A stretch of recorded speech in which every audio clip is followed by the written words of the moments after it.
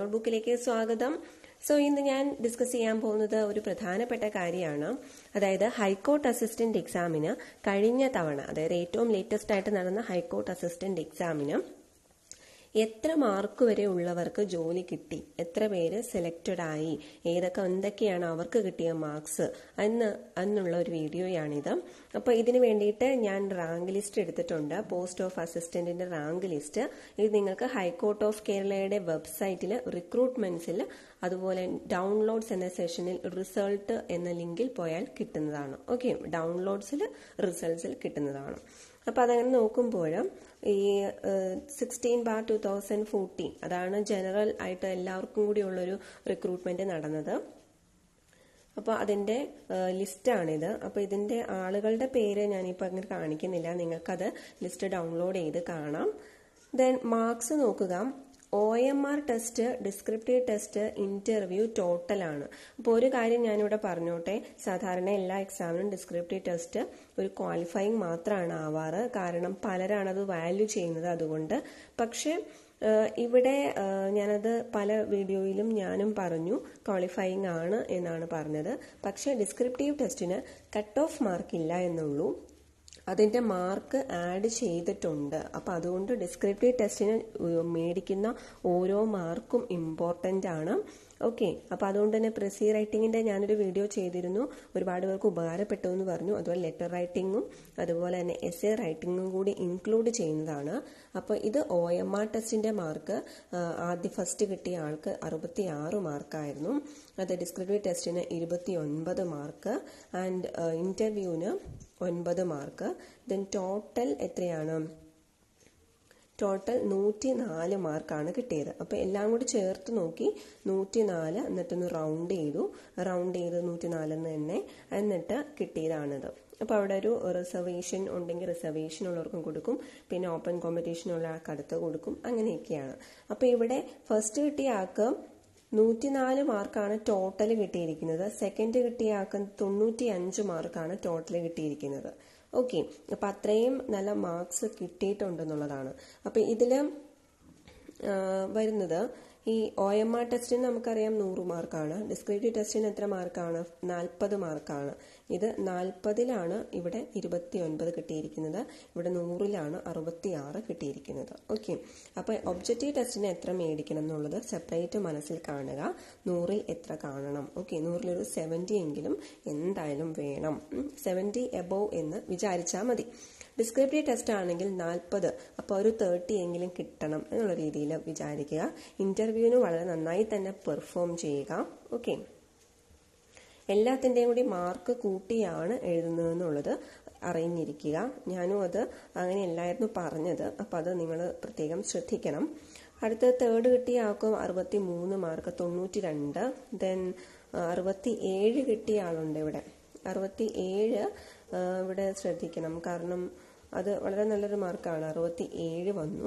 67 ഡിസ്ക്രിപ്റ്റീവിന്, പക്ഷേ ഇദ്ദേഹത്തിന് ഡിസ്ക്രിപ്റ്റീവിന് 13 മാർക്കാണ് കിട്ടിയുള്ളൂ, 13 മാർക്ക്. അതുകൊണ്ട് ഇന്റർവ്യൂവിന് 9 മാർക്ക്, അങ്ങനെ 89 മാർക്കായി പോയതാണ്. പക്ഷെ ഒബ്ജക്റ്റീവിന് നല്ല മാർക്ക് ഉണ്ടായിരുന്നു. അപ്പം അങ്ങനെ പലരുടെയും കാണാവുന്നതാണ്, ഒബ്ജക്റ്റീവിന് നല്ല മാർക്ക് കിട്ടിയിട്ട് ഡിസ്ക്രിപ്റ്റീവിന് കുറഞ്ഞു പോകുന്നതൊക്കെ അങ്ങനെ കാണുന്നു. അപ്പോൾ നമുക്ക് ഇത് എത്ര മാർക്ക് വരെ അവസാനം കിട്ടിയിരിക്കുന്ന ആൾക്ക് എത്ര മാർക്ക് വരെ കിട്ടിയിട്ടുണ്ടെന്ന് ഒന്ന് ചെക്ക് ചെയ്യാം. അതിൻ്റെ ലാസ്റ്റ് ഓക്കെ, ഇത്രയാണ് റാങ്ക് ലിസ്റ്റിൽ പെട്ടവര്.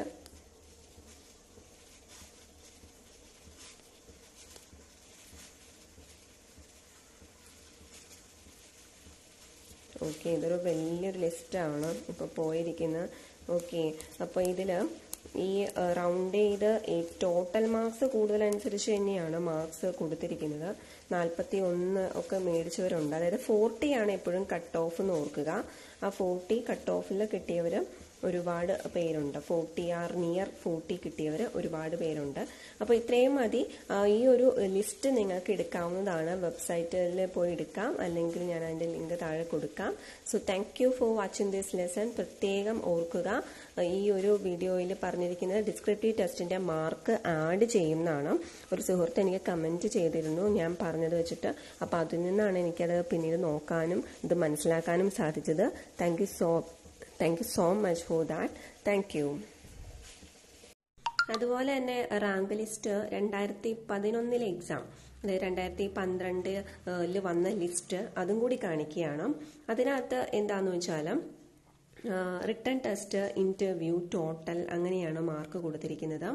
റിട്ടൺ ടെസ്റ്റ്, ഇന്റർവ്യൂ, ടോട്ടലിന് അങ്ങനെയാണ് പറഞ്ഞിരിക്കുന്നത്. അപ്പോൾ നേരത്തെ എക്സാമിനൊക്കെ അങ്ങനെയായിരുന്നു മാർക്സ് വരുന്നത്. ഈ 2014 നോട്ടിഫിക്കേഷൻ അനുസരിച്ച് വന്ന ആ ഒരു എക്സാമിനാണ് objective plus descriptive plus interview അങ്ങനെ കൊടുത്തിട്ടുള്ളത്. ഓക്കെ, അപ്പോൾ ആ ഒരു വ്യത്യാസം നിങ്ങൾ നോക്കുക. അപ്പോൾ എപ്പോഴും ഒബ്ജക്റ്റീവ് ക്ലിയർ ചെയ്യാനായിട്ട് 40 above കിട്ടിയാൽ കിട്ടും. പക്ഷെ അതിൻ്റെ മാർക്സ് മാക്സിമം മേടിച്ചാൽ മാത്രമേ നമുക്ക് റാങ്ക് ലിസ്റ്റിൽ മുമ്പിലെത്താൻ സാധിക്കുകയുള്ളൂ. അതുപോലെ തന്നെ ഡിസ്ക്രിപ്റ്റീവിനും നന്നായി ശ്രമിക്കണം, കാരണം അതിൻ്റെ മാർക്സ് ആഡ് ചെയ്യുന്നു എന്ന് മനസ്സിലായി. പിന്നെ ഇൻ്റർവ്യൂ എന്ന് പറയുന്നത് നമ്മൾ അന്ന് അവിടെ പെർഫോം ചെയ്യുന്നതിൻ്റെ ഫലമാണ്. നമ്മൾ മാക്സിമം നന്നായി പ്രിപ്പയർ ചെയ്ത് പോകുക. അപ്പോൾ അത് നമ്മുടെ കുറച്ച് ലക്ക് പോലെ ഇരിക്കും. അതുകൊണ്ട് ഡിസ്ക്രിപ്റ്റീവിനും ഒബ്ജക്റ്റീവിനും നല്ല മാർക്ക് മേടിക്കാൻ തന്നെ ശ്രദ്ധിക്കുക. അപ്പം ഇത്രയാണ് ഈ ഒരു ഇതിൽ വന്നിരിക്കുന്നത്. ഇതിനകത്തും ഞാൻ ഇങ്ങനെ താഴേക്ക് നിങ്ങൾക്ക് നോക്കാം എത്ര മാർക്ക് വരെയാണ് കട്ട് ഓഫ് വന്നിരിക്കുന്നതെന്നൊക്കെ. എല്ലാവർക്കും തന്നെ ഒരുപാട് നല്ല മാർക്സാണ് ഇതിലും കിടക്കുന്നത്.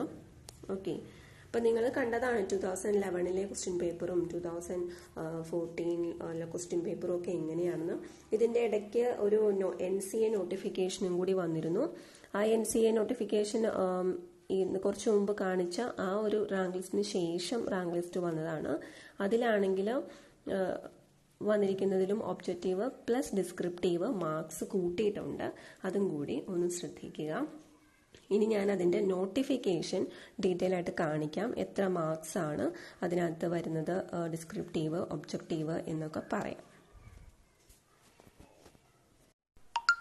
സോ നമ്മുടെ ഈ തവണത്തെ ഹൈക്കോർട്ട് അസിസ്റ്റന്റ് എക്സാമിന് വിളിച്ചപ്പോൾ ഉള്ള നോട്ടിഫിക്കേഷനാണിത്. ഇതിലെ മോഡ് ഓഫ് സെലക്ഷൻ നമുക്ക് നോക്കാം. ഈ മോഡ് ഓഫ് സെലക്ഷനകത്ത് എന്തൊക്കെ ക്രൈറ്റീരിയാസ് ആണ് കൊടുത്തിരിക്കുന്നത് നോക്കാം. ആൻഡ് ഇവിടെ എഴുതിയിരിക്കുന്നത് that will be based on the basis of written test and interview. Written test, objective ടെസ്റ്റും ഉണ്ട്, ഡിസ്ക്രിപ്റ്റീവും രണ്ടും കൂടി ചേർത്തിട്ടാണ് റിട്ടൺ ടെസ്റ്റ് എന്ന് പറയുന്നത്. And immediately after the objective test descriptive test ഉണ്ടായിരിക്കും. ഒബ്ജക്റ്റീവ് ടെസ്റ്റിന് 75 മിനിറ്റ് ഡ്യൂറേഷൻ ആണ്. OMR ആൻസർ ഷീറ്റിലായിരിക്കും. 3 സെക്ഷൻസ് ആണ് ഉണ്ടായിരിക്കുക: general English, general knowledge and basic mathematics. General ഇംഗ്ലീഷിനാണെങ്കിൽ 30 മാർക്ക്, ജനജിക്ക് ആണെങ്കിൽ 50 മാർക്സ്, അതുപോലെ ബേസിക് മാത്തമാറ്റിക്സിന് 20 മാർക്ക്. 30, 50, 20 അങ്ങനെയാണ് വരുന്നത്. എല്ലാത്തിനും 1 മാർക്ക് ഉണ്ടായിരിക്കും. തെറ്റിപ്പോകുന്ന മാർക്സിന് നെഗറ്റീവ് മാർക്കുണ്ട്. അതിൽ 1/3 മാർക്ക് ഡിഡക്ട് ചെയ്യും. പിന്നെ ഡിസ്ക്രിപ്റ്റീവ് ടെസ്റ്റിന്റെ കാര്യം പറഞ്ഞാൽ അതിന് 30 മിനിറ്റ്സ് ഡ്യൂറേഷൻ ആണുള്ളത്. നമ്മൾ എന്തൊക്കെയാണ് പോർഷനും ഒക്കെ നമ്മൾ ഡീറ്റെയിൽ ആയിട്ട് പറഞ്ഞതാണ്.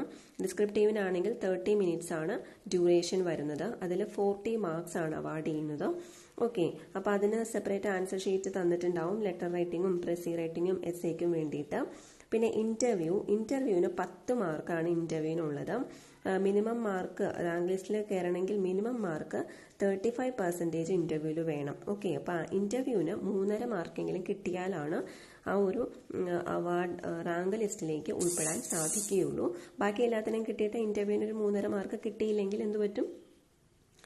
അതൊരു ലിസ്റ്റിലേക്ക് ഇൻക്ലൂഡ് ചെയ്യില്ല. പിന്നെ ടെസ്റ്റിന്റെ മീഡിയം ഓഫ് ടെസ്റ്റ് എന്ന് പറയുന്നത് ഇംഗ്ലീഷാണ്. പിന്നെ ഡിഗ്രി ലെവലിലുള്ള ക്വസ്റ്റ്യൻസ് ആയിരിക്കും ഉണ്ടായിരിക്കുക എന്ന് പറഞ്ഞു. പിന്നെ 40% ഒബ്ജക്റ്റീവ് ടെസ്റ്റിന് കിട്ടിയ എല്ലാ ആളുകളെയും ഷോർട്ട് ലിസ്റ്റ് ചെയ്യും. ഇനി ഡിസ്ക്രിപ്റ്റീവ് ടെസ്റ്റിന് കട്ട് ഓഫ് ഒന്നും ഇല്ല. പിന്നെ ഷോർട്ട് ലിസ്റ്റിൽ എത്ര പേരെ വിളിക്കണം എന്നുള്ളതൊക്കെ അപ്പോഴുള്ള വേക്കൻസിയുടെ നമ്പറൊക്കെ അനുസരിച്ചാണ് വിളിക്കുക. 38 വേക്കൻസീസ് ആണ് തോന്നുന്നു ഇപ്പോൾ വിളിച്ചിരിക്കുന്നത്. ഓക്കെ, 38 വേക്കൻസീസ് ആണ് ഇപ്പോൾ വേക്കൻസീസ് പറഞ്ഞിരിക്കുന്നത്. ഓക്കെ, സോ ഇത്രയും കാര്യങ്ങളാണ് ഇതിനകത്ത് പ്രധാനമായിട്ടും ഉണ്ടായിരുന്നത്.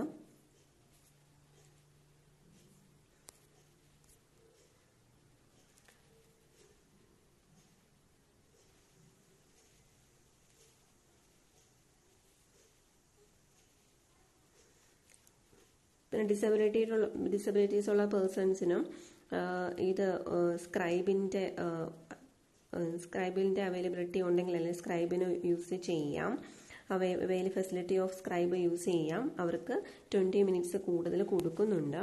പിന്നെ യൂസ് ഓഫ് ദ സ്ക്രൈബ് എന്ന് പറയുന്നത് ഓരോ ഗൈഡ് ലൈൻസ് കൊടുത്തിട്ടുണ്ട്. ഹൈക്കോർട്ടിൻ്റെ വെബ്സൈറ്റിൽ കൊടുത്തിട്ടുണ്ട്. ആ ഗൈഡ് ലൈൻസ് നോക്കി വേണം അത് തീരുമാനിക്കാനായിട്ട്. ഓക്കെ, ഇത്രയും കാര്യങ്ങളൊക്കെയാണ് പറയുന്നത്. അപ്പോൾ എല്ലാവരും സ്റ്റെപ്പ് നമ്പർ 2 അത് ലോഗിൻ ചെയ്യുക, അഡ്മിറ്റ് കാർഡ് ഡൗൺലോഡ് ചെയ്യുക, എക്സാമിന് വേണ്ടിയിട്ട് നന്നായി തന്നെ പ്രിപ്പയർ ചെയ്യുക. ഡിസ്ക്രിപ്റ്റീവ് എക്സാം ഒരിക്കലും അത് ഒത്തിരി സില്ലിയായിട്ട് കാണാതെ നന്നായി തന്നെ പ്രിപ്പയർ ചെയ്യുക. Thank you so much.